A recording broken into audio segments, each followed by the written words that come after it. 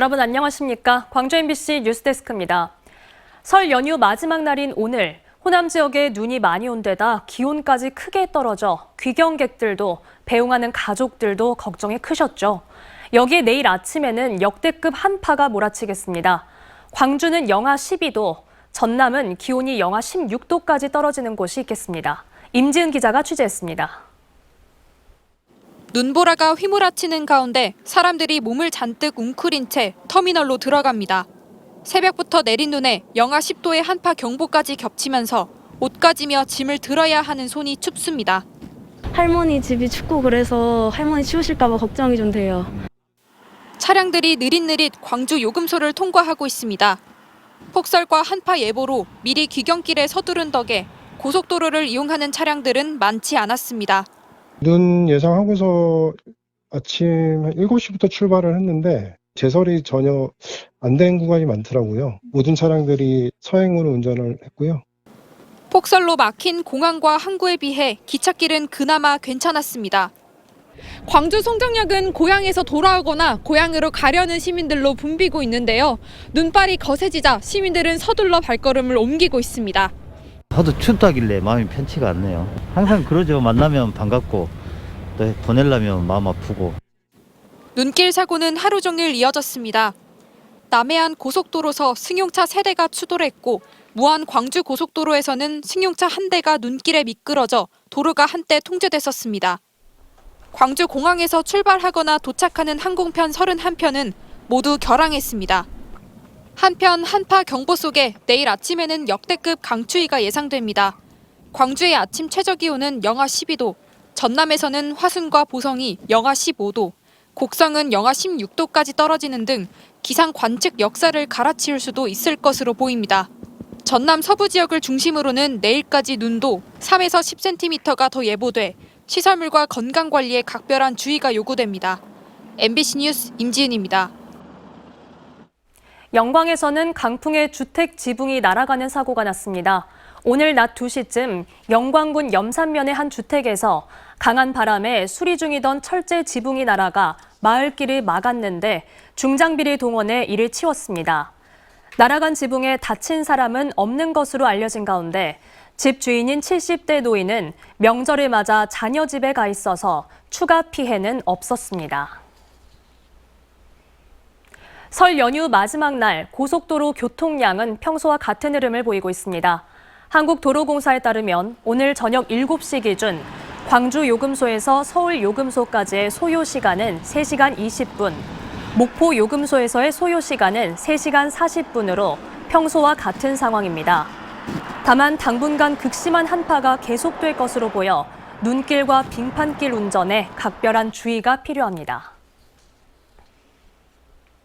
전남을 찾는 관광객이 코로나19 이전 때보다 많아지면서 관광산업 발전에 좋은 기회를 맞고 있습니다. 하지만 관광객의 편중과 사업체의 영세성이 최대 약점으로 떠올랐는데요. 생태관광 활성화 그리고 관광산업의 스마트화 같은 전략적 접근이 필요하다는 지적이 제기됐습니다. 조현성 기자입니다. 순천의 순천만 습지와 국가정원, 담양의 중록원과 메타프로방스, 전남을 대표하는 생태 관광 자원들입니다.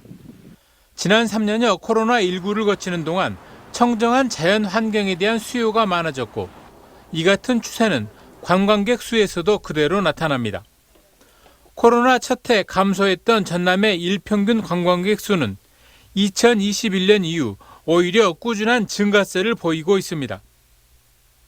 하지만 5, 60대 관광객은 늘어난 반면에 씀씀이가 큰 20, 30대 관광객의 비중은 오히려 줄었습니다. 여기에 여행업체나 숙박시설 등이 다른 지역에 비해 상대적으로 영세하고 그마저도 전남 동부권에 편중돼 있어 고용 증대와 같은 부가가치 창출에 한계를 안고 있습니다. 한국은행 지역본부는 최근 보고서를 통해 전남이 관광산업을 신성장 동력으로 육성하기 위한 첫 번째 과제로 생태관광의 활성화를 꼽았습니다. 상대적으로 풍부한 자연 생태 관광 자원을 보다 적극적으로 활용할 필요가 있고 이를 위해 이미 제주나 전북 등지에서 운영 중인 생태관광지원센터를 설립할 필요가 있다는 것입니다. 생태 관광할 수 있는 프로그램을 개발을 하고요. 그다음에 이 관련 인력이라든지 이런 홍보 등의 일을 수행할 수 있습니다. 컨트롤 타워가 있는 쪽이 좀 더 일사불란하게 움직일 수 있겠죠. 한국은행은 또 관광산업도 보다 빠르게 디지털 전환에 대응할 필요가 있다며 관광정보의 안내와 예약 결제, 나아가 체감형 콘텐츠 제공과 빅데이터 분석 등을 할 수 있는 통합 관광 플랫폼의 구축과 운영에 보다 관심을 가질 것을 조언했습니다. MBC 뉴스 조현성입니다. 광주 광산구 도시계획위원회가 부결시킨 반려동물 화장장 시설 계획과 관련해 업체 측이 광산구를 상대로 소송을 냈습니다. 광주 광산구에 따르면 도시계획심의위원회는 지난해 10월 세 차례 심사 끝에 한 업체가 추진 중인 동물 장묘시설 입지가 부적정하다고 판단해 시설 계획을 부결했는데 이 업체가 최근 부결 처분을 취소해달라며 행정소송을 냈습니다. 동물 화장장은 혐오시설이라는 부정적 정서를 넘지 못하면서 지금까지 광주에 한 곳도 들어서지 못하고 있습니다. 지난해 광주 지역 하늘이 비교적 깨끗했던 것으로 나타났습니다.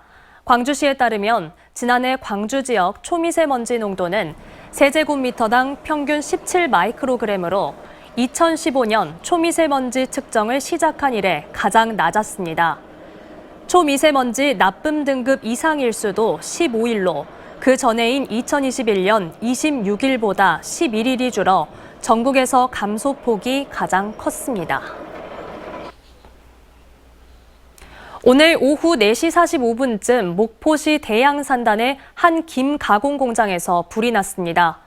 목포 소방서는 살수차 등 20여 대의 장비를 투입해 진화에 나섰고 다행히 인명피해는 없는 것으로 알려졌습니다. 이에 앞서 어제 저녁 6시 50분쯤 해남군 옥천면에 주차돼 있던 제설 차량에서 불이 나 차량 일부를 태우고 출동한 119에 의해 40여 분 만에 진화됐습니다. 광주시가 지난해 공중화장실에 몰래카메라 설치 여부를 단속한 결과 적발 사례가 없었습니다. 광주시는 지난해 적외선 카메라와 전파 탐지기를 통해 광주 시내 공중화장실에 환풍구와 벽체 구멍 등을 점검한 결과 적발 사례가 한 건도 없었다고 밝혔습니다. 광주시는 올해 22억 원을 투입해 공중화장실 6곳을 신축 또는 개보수하고 남자 화장실에도 기저귀 교환대를 설치하기로 했습니다. 광주시 교육청이 중학생과 고등학생들에게 노트북과 태블릿 PC를 한 대씩 줄 계획입니다. 시교육청은 659억 원의 예산을 편성해 중학생 1명당 126만 원어치의 노트북 한 대씩을 지급하고 고등학생은 1명당 27만 원어치의 태블릿 PC를 오는 7월부터 지급할 계획입니다. 해당 업무를 위해 9명으로 구성된 스마트기기 보급팀을 만드는 한편 기기 선정위원회를 별도로 구성해 공정성을 기한다는 계획입니다. 여수시가 8개로 나뉜 시청 청사를 2개로 통합하는 방안을 추진하기로 해 귀추가 주목됩니다.